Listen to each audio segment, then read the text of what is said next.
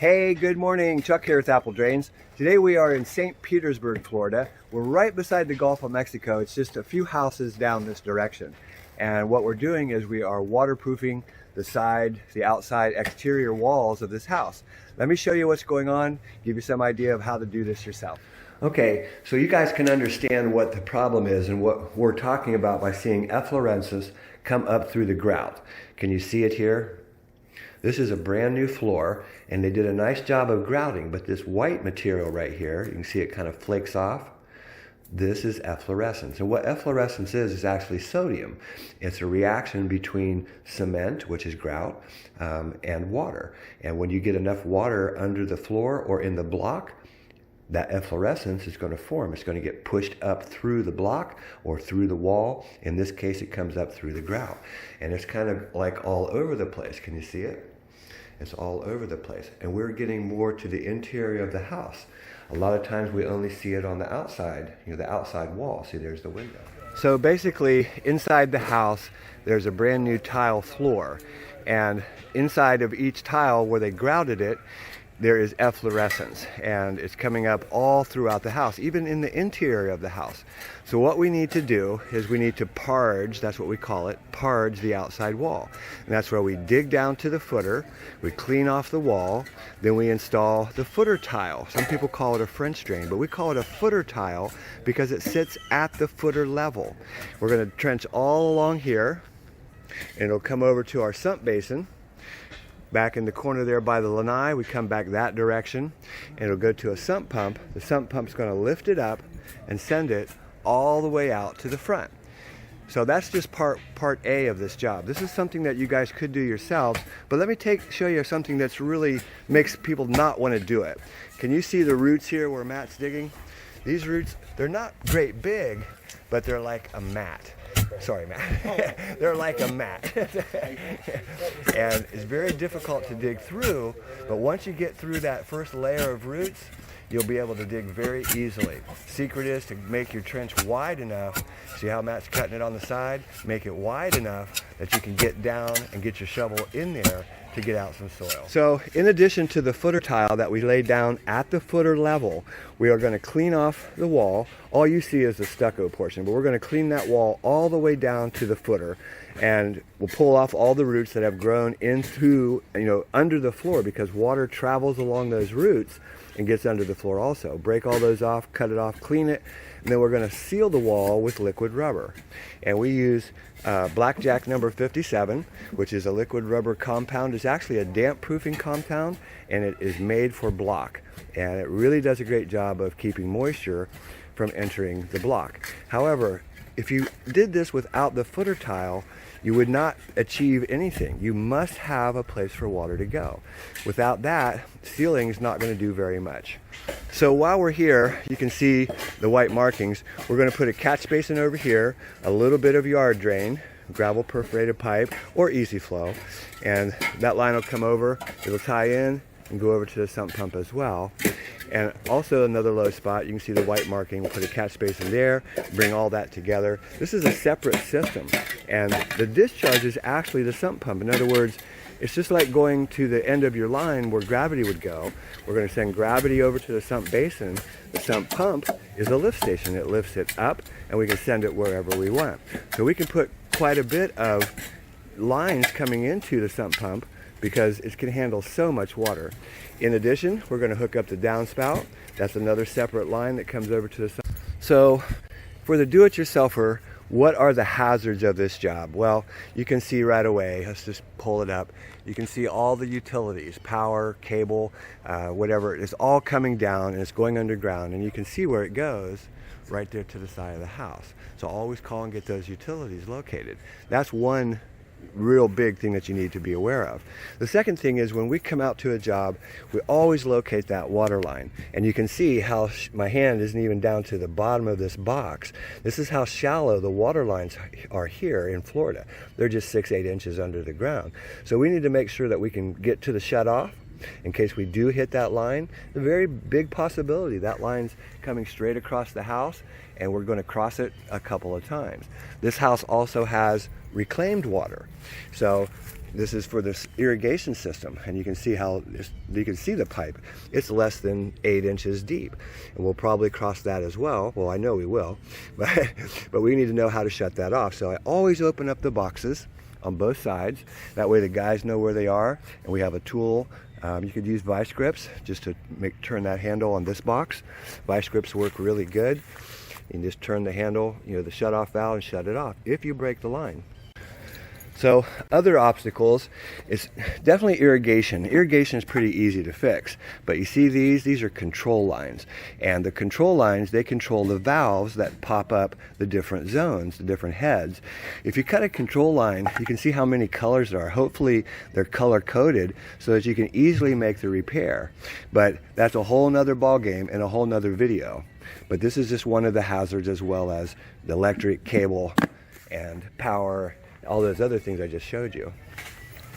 You can see where the water line comes in right here, and they actually have a shutoff for the house, which is great, but if we break that line, the shutoff will be out at the street. And really the biggest obstacle on this job is the tree roots, and they've grown right up to the house. So it's going to take us a little longer than normal to go ahead and clear the root system just to be able to dig. And you can see the size of the roots. Those are actually pine roots. These are palms, but we've got giant pines all along. I see an oak over there. Lots of other roots here besides pine. Palm trees are very easy to dig through, but you can see how quick Chuck dug down the basin. Once you get under that root system, piece of cake. So Chance is right on top of the footer here. I can hear him scraping it, and we need to get down right along the side of it, right beside the footer. We want to put our footer pipe right beside the footer. We could put it on top, it's below the floor, but I like to be right beside it. A lot of people ask, what do we use to seal the wall? Well, we're here at Lowe's. You can see all kinds of different sealers here, and they all work great.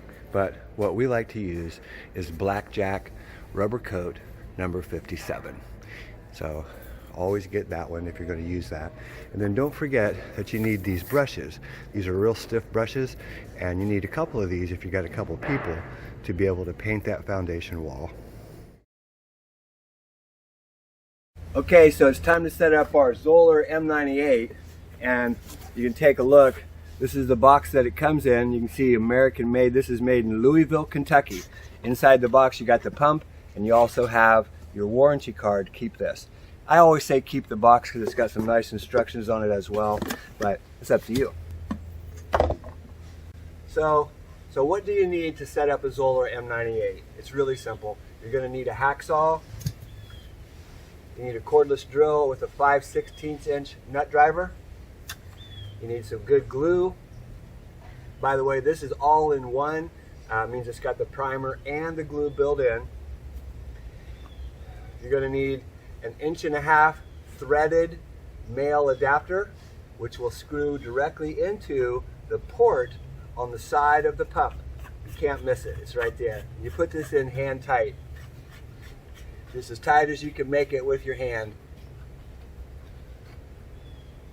Next, you need a piece of 1.5 inch PVC, and we call this a riser. This riser is just going to send this up a little higher than this protection bar. We want to make sure that we get above that protection bar, and then we're going to put on a check valve. A check valve only allows water to flow one direction, and it's held together with no hubs, with stainless steel clamps. Works really good. This thing will last a lifetime.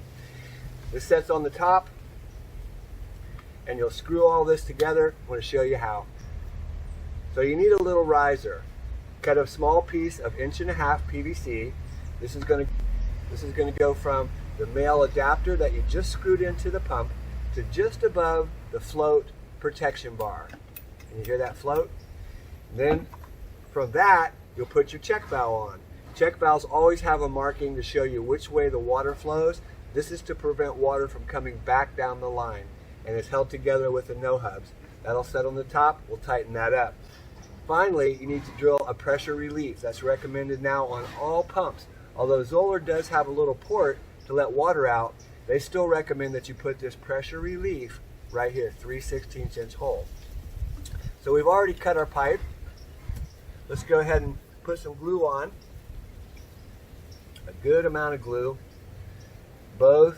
Try to do both pieces. In other words, do the pipe and the fitting. Push it down in, give it a little twist, and hold it in place just for a second. Perfect. Next, loosen up the proper no-hub clamp. Remember that there's markings on your check valve. You'll know which one I'm talking about because there's usually arrows telling you the direction of water flow. That slides onto the riser. Pull your no-hub clamp back down. Whoops. There's usually a slot that sits in. You can't miss it. 5/16" nut driver, and tighten this up just as tight as you can make it. Perfect. Believe it or not, that's it. This pump is ready to be installed down into the sump basin. From the sump basin, I'll kind of show you what it looks like.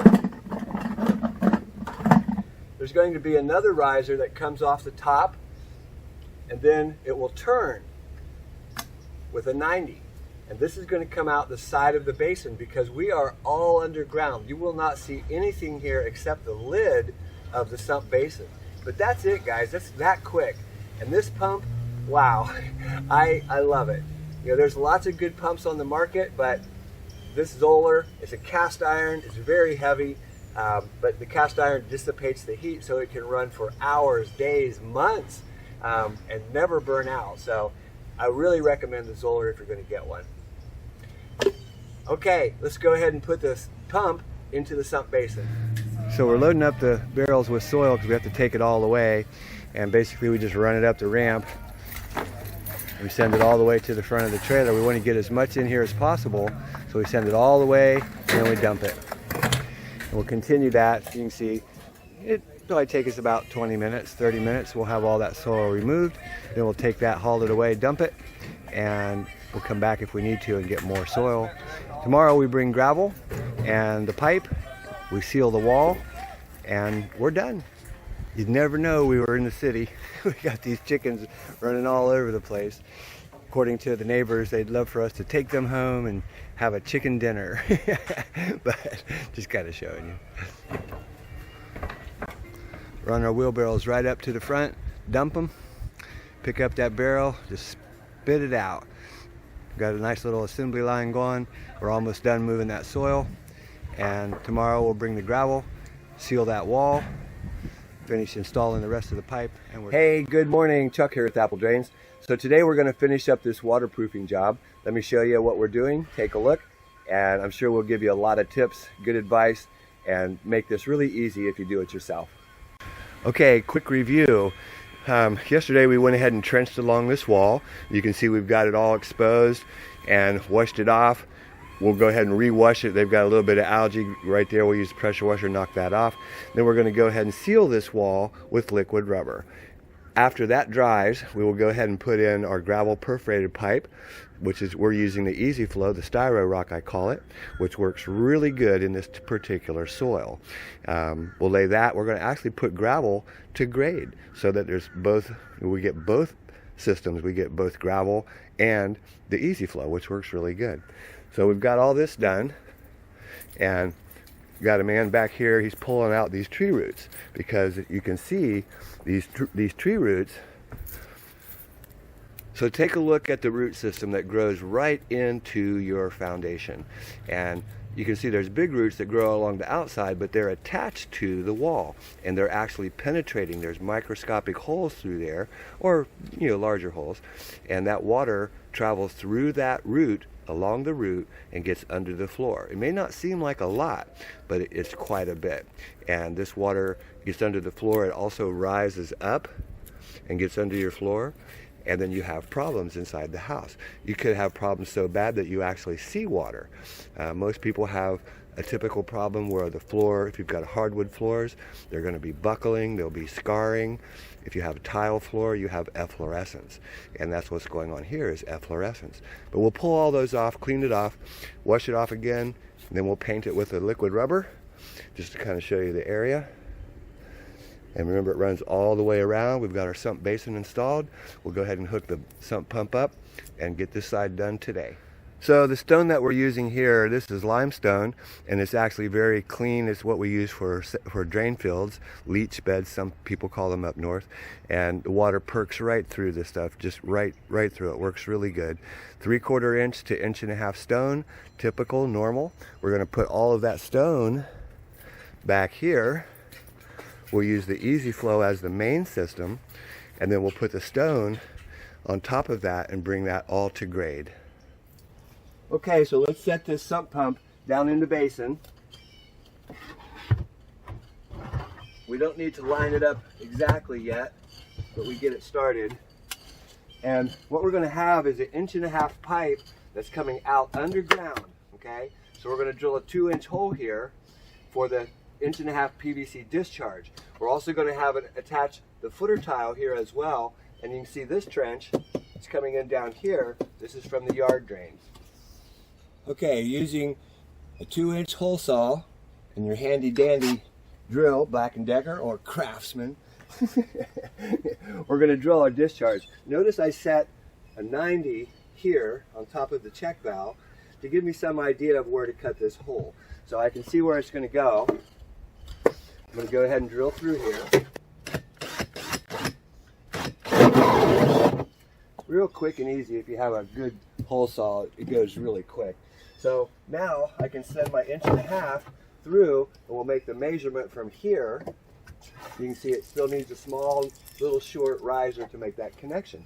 And we're all set to put this up. Okay, so I've got the glue, and you can see it lines perfectly up. Just twist and hold. And this is ready to go.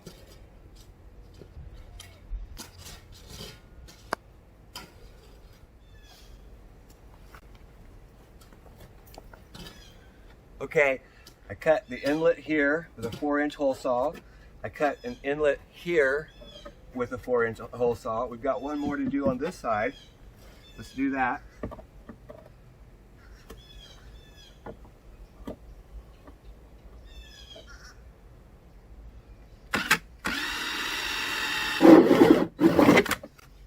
Now we're ready to install the pipe. So you can see we're putting the liquid rubber on. Kind of get over here and let you see. And what we do is we paint just up above grade, the final grade. We just want to be just above grade, maybe an inch or two, and then we're going to lay our Easy Flow, the styro rock, starts down at that end down there, and we'll couple all that together. It goes all the way down and around to the sump pump. And you can see the discharge line here beginning for the sump pump. This is all underground. When we finish this, the only thing you will see is that lid of that sump basin, and of course you'll see gravel because we're going to bring that to grade. But this is protecting the foundation, so as water rises up, it'll enter our system, be carried over to the sump pump lifts it up, and we send that all the way out to the street. So we got our gravel coming in. You can see we're just starting to fill it. Takes quite a bit of gravel to backfill a wide trench, but we got plenty of gravel. We're coming around. We've got our downspout attached. We've got it all hooked up except for this yard drain line. That'll be the last thing that we put in. And I'm going to actually use a piece of Easy Flow over here as well to help pick up even more groundwater, because this is very low back here. And the catch basin will pick up, a lot of the surface water, which is what it is. But because it's so low, we can grab even more with a little piece of yard drain. Looking real good. Okay, you can see our discharge comes out in a 4-inch grate. We're still cleaning up here, but you can see how this system sets up. This is 4-inch solid pipe. The 4-inch begins here at the downspout. It goes down, and there's a T right here. The 1.5 inch PVC is in this trench, and it attaches to the gravity drain. You can see we graveled all of this. A lot of extra gravel here because we're so wide, and he wanted to bring that to grade, which is fine. It's all good. This downspout turns underground, ties into the sump basin. Footer tile from that corner over there comes this direction. And then we have one more over here that we're still working on. But this is another yard drain. We've graded all of this direction, so it comes right here. And then we've got a French drain the gravel perforated pipe that runs through and goes over to the sump basin. System should keep this section really, really dry, no problems, and we'll finish this up here today. Hey, this is Chuck with Apple Drains, reminding you that if you believe you can do something, I guarantee you can do it. Have a great day.